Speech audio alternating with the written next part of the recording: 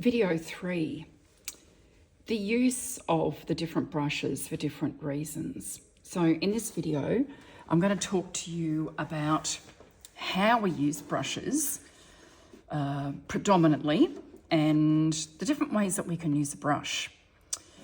So I'm just going to use one colour, and I'm using an Indanthrone blue, just to mix up a nice big pile on my palette so that I can give you a look at putting some washes down. Now the key thing when you're putting a wash down, and I've got two different sorts of paper here. This one here is a 300 GSM cold pressed, and this one here is only a 240 grams. And I'm just going to show you the difference with the paper when I'm doing a wash. So we always dip our brush in the water to start with, and then into the paint, and then we're going to do this flat wash to start with. Now when I'm doing a flat wash with a hake brush, this is a 1-inch hake brush, we always got to make sure that we go right across the paper without bringing our brush up. So if we go across like that, it will do some beading, and you can see the effect that this is having on some of this. This has actually got finger marks on it, so that's why you can see that. I'm not worried about that at the moment because that's really not going to worry us too much. But if we're going to be doing a wash, we need to go right across from one side to the other. On the other paper, which is the 240 GSM, same thing applies, and we just need to make sure that we are sort of going over a little bit the line, which we call beading, of each of those strips. Now, as we come down, we might use a variegated wash, which is pretty much just bringing that wash colour down.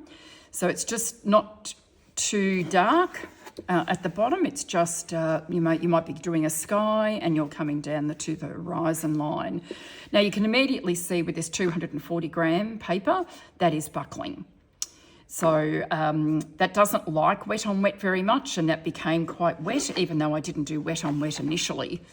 But you can see the difference. This 240 gram is holding up pretty well. Now, if I was to do some clouds in this, I prefer to do this wet on wet. So let's say we wanted to put some, grey clouds in here, and the same thing over here, even though this is running and it's not holding because it's buckling. That's okay. I can manage that. And then also what you can do is, and I prefer to use a damp tissue on here. We can actually go in and create some clouds just massage that a little bit. Now you can see the difference that makes on the 240 grams compared to the 300 gram paper. And then we can come back in to the bottom of a cloud and just touch that up a little bit and give the bottom of the cloud a little bit more of that greyness, which is what it normally does. So I would just be blending that a little bit rather than having it too dark. And I'll sort of muck that up a little bit, but that's okay. I think you get the idea of what I'm trying to get at there. Just bringing that into using the side of the hake into that wet. And then you can do some, sometimes we get clouds that have these lovely strips of colour. You can certainly do that. On here it tends not to hold anywhere near as well as it will on the 300 grams. We can come back in and create better clouds with the side of the brush if you wanted to use your hake to continue. And then of course you would come back in and have it lighter on top. As we know, clouds are. So you can just muck around with that and see how you're finding that use of the hake brush to create your wash for your sky, and then, just creating some of your clouds. Okay, so that's the hake brush for doing nice, long, sweeping washes and layering.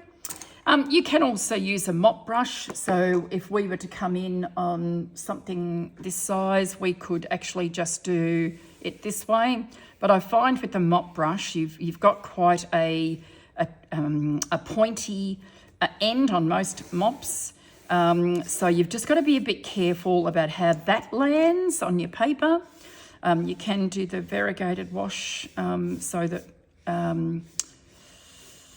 it's coming down and getting lighter as we go. This is on the lighter weight paper. Not so good when you're going in dry, so I'd probably go in wet on wet to get a better look at that. I'm just going to put a bit of character into those clouds there. It's looking a bit better. But you can see how much better this 300 GSM paper holds the wetness, really. So that's your mop brush. Also, your mop brush can be used for lots of fine bits, if you wanted to put fine bits on, fine marks, doing background so that you've got a pointy end on them, and also even a dry brush stroke. So they're dry brush strokes. You can see that they're not sort of making a solid line, but they're a broken line. That's a dry brush stroke. So the mop brush is actually quite good for lots and lots of things.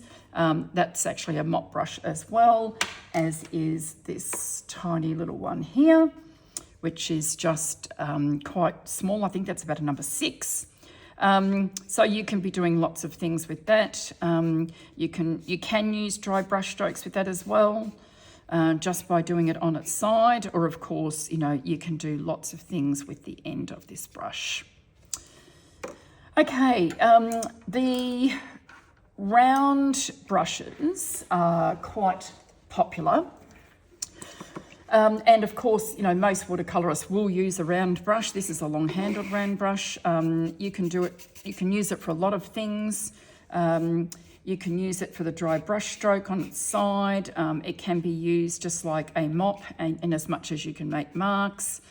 But also you can be, filling in quite a large area with that. So that's a round brush. They go down quite small. This is a round brush even, and that's a number 4. So that's actually quite a little brush. It has much more finer detail. So if you were going to use, you could actually use that for the rigging of a boat, but it's a bit thick for me. I prefer it to be much thinner than that. Okay, I'm just going to change the paper over so I've got a little bit more paper to work with here. So this is the 300 GSM. I'll continue with that for the moment. So a filbert, I talked about in the previous video. I don't use them very much. They're a quite defined shape. So unless you want that round edge shape, I wouldn't be using it. So filbert's not something I use very often. So, if you're skilled enough, you can actually draw a square with it, but you just have to be very careful. It is really designed to make certain marks. Now this one here could be called a filbert. It's actually a 1/2 inch oval wash. It's one of my favourite brushes. It's a Princeton Aqua Elite. It is quite expensive, but it's one of those brushes that I use a lot. And I do like that it actually holds a lot of pigment. It has a fine tip on it, so I can create lots of different shapes. If I'm doing a background and I've got to go in and out of particular flowers or something like that, it's easy to do. And it has quite a nice tip on it, so you can actually create lots of marks with it. It also holds a lot of pigment.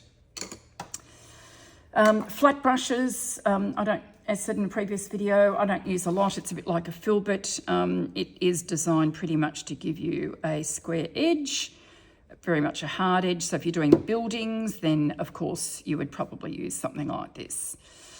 They come in all different sizes, but it definitely gives you a distinctive mark. The rigger brush is a very fine brush. This is a size 3 rigger. It's designed to do very fine lines. So if you're doing the rigging on a boat, for instance, this is the type of thing you would be doing. It's great for, lines, if you've got traffic lights, for instance. So anything like branches of a tree, I call them chicken feet marks when you're doing the branches of a tree, rather than getting involved in all of the finer detail of drawing leaves or anything like that, which I don't do. You can just let this rigger brush do its own thing. So fine lines, and it's a wonderful brush. Now, one of the brushes that I like the most is the dagger. This can be used for a lot of different purposes. It can be used beautifully to create leaves. You just have to practice it a little bit until you find the shape you want. It does do fine lines. It's a beautiful, beautiful end on it. You can use it to create nice dry brush strokes once you get the hang of how much pigment and water needs to be on your brush. But I actually really love these, and I've got these in many different shapes and sizes.